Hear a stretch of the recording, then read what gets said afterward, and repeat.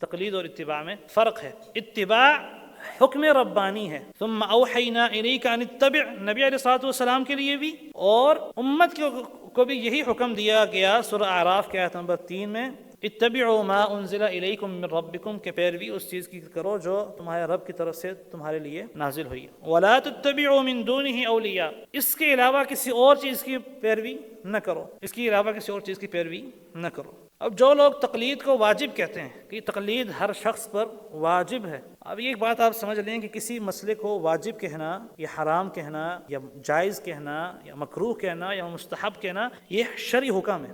اسے کہتے ہیں شرعی حکم. کسی مسئلے کے لیے شرعی حکم جب ہم لاگو کرتے ہیں تو اس کا اصل قرآن اور حدیث میں ہونا لازمی ہے. وہ چیز اگر بعین ہی نہیں بھی ہے تو اس کی اصل موجود ہوتی ہے کہ جس پر قیاس کیا جاتا ہے. اب تقلید ہے جس کو وہ واجب کہتے ہیں، کیا اللہ رب العالمین نے قرآن میں یا نبی علیہ الصلوۃ والسلام نے احادیث طیبہ میں تقلید کا حکم دیا؟ لفظ تقلید آپ کو کہیں نظر آئے گا؟ یا جو تقلید کی تعریف ہے علماء کے نزدیک، وہ لغت کے علماء ہوں، وہ اصطلاحی جو شرعی علماء ہیں، ان کے نزدیک جو تعریف ہے تقلید کی، کیا آپ کو کہیں پر قرآن و حدیث میں وہ محمود شکل میں، ممدوح شکل میں ملے گی؟ کہیں نہیں ملے گی.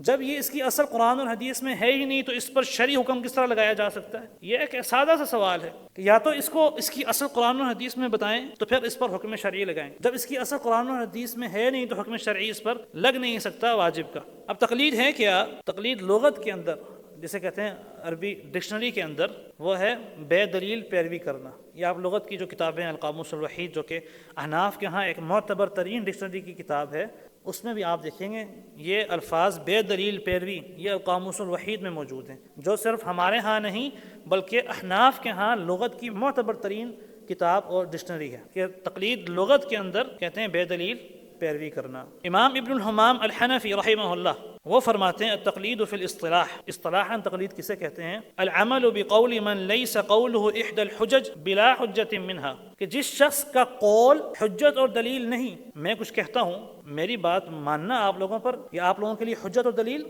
نہیں ہے. اسی طرح آپ مجھے کچھ کہتے ہیں تو آپ کی بات میرے لیے ماننا، قول آپ کی بات میرے لیے ماننا حجت اور دلیل نہیں ہے. امام ابن الحمام الحنفی رحمہ اللہ فرماتے ہیں ایسے شخص کا قول جو کہ حجت نہیں ہے، اس شخص کا قول جو کہ حجت نہیں بغیر دلیل کے مان لینا، یہ تقلید ہے. اب کس کا قول حجت ہے؟